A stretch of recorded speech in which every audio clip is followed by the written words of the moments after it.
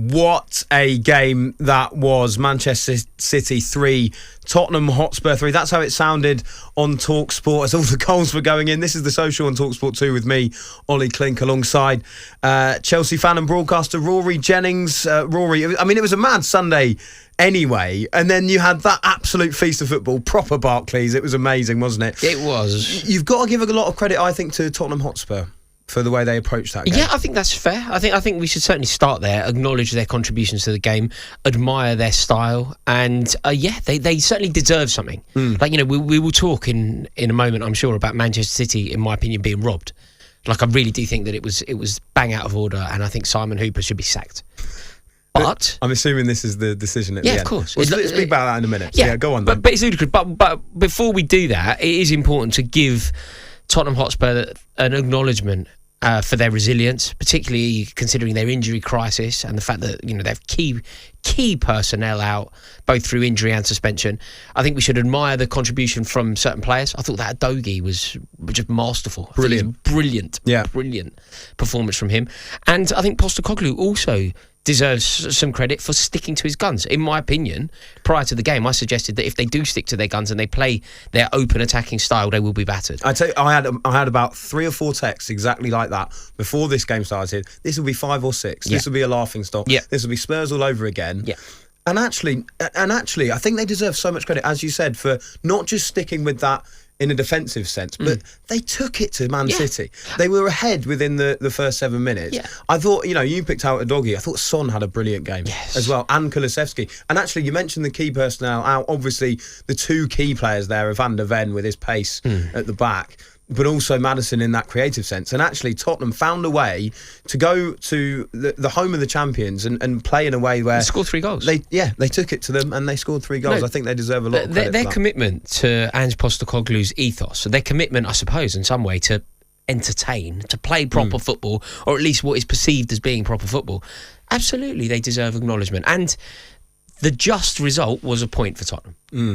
So parity was fair. You know, if it's supposed to be fair, if you get what you put in, and football isn't a fair sport, but if it was, a point apiece is what they deserved, and there's no way that it is just for Tottenham to come home empty-handed. However, football isn't about that. Smash and grabs exist. Unjust things happen on a football pitch all the time, and it is a travesty what happened at the end there.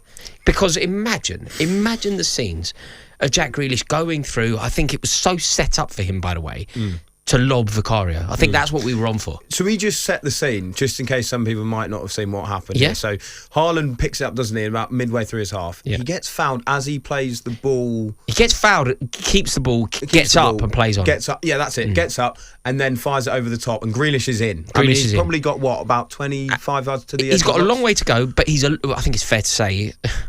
He's faster than Ben Davies, right? He was definitely making it there. He's faster than Ben Davies. He's also an incredibly cultured footballer, and I think what it was so set up for was the lob. Vicario was in no man's land. Like, you could see Vicario scrambling. The ball was also bouncing. I think it was so perfect for a wallop over the top that potentially goes down as like one of those iconic Premier League goals. You know, the goals that we're revisiting, the Tony Yeboah, the Stan Collymore. It's potentially that. Look, he could have skied it.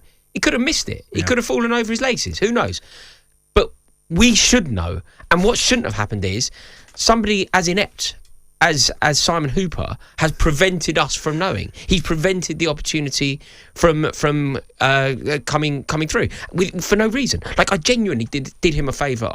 I actually studied this. I've watched this a lot. Yeah, go on. And I genuinely did give it the due diligence that it deserves. And I searched high and low for a reason as to why Hooper decided to I see what you mean. So you were looking for a reason why he might have actually said, no, I know this chance was about to happen, but in the laws of the game, I needed to blow the whistle. Did he think it was offside? Did he think it was offside, for example? Was it like I was trying to legitimise the mistake, even though it was a mistake, it was an out-and-out error. Let's try and find the reason, right? So that it isn't just downright incompetence. What did you find in your research, Nothing. Rory? There isn't a reason. All it is an explicit error.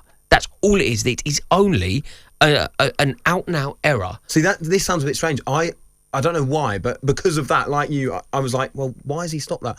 I thought, is it a head injury? It's usually something to do with like a head injury or something like that. He waves play on, and then he says, don't play on. It is incompetent. It's like pantomime, isn't it? It's truly ridiculous. Yeah. It's almost like, I mean, what's crazy about this is it's almost like he's seen the through ball go through and gone, nah, he's never getting that. Or like, Ben Davies is going to catch it up. If he'd, trying to rationalise it, I wouldn't mind if it were that. Like, say it was just, I thought he was offside.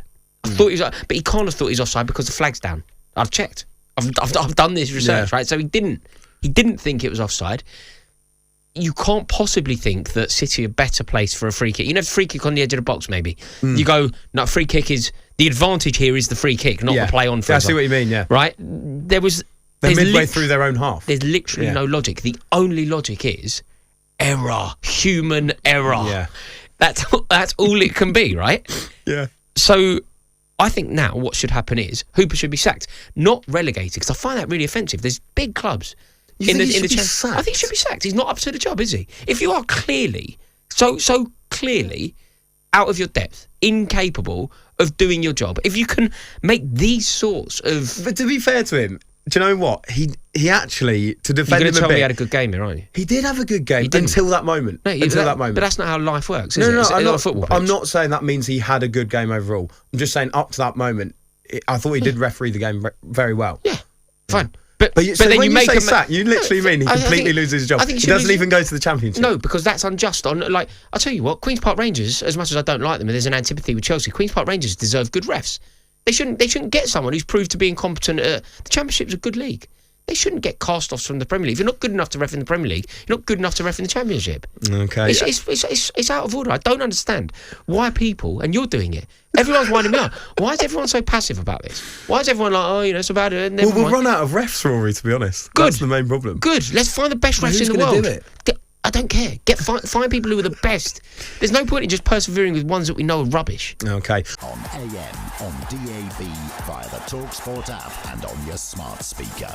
talkSPORT.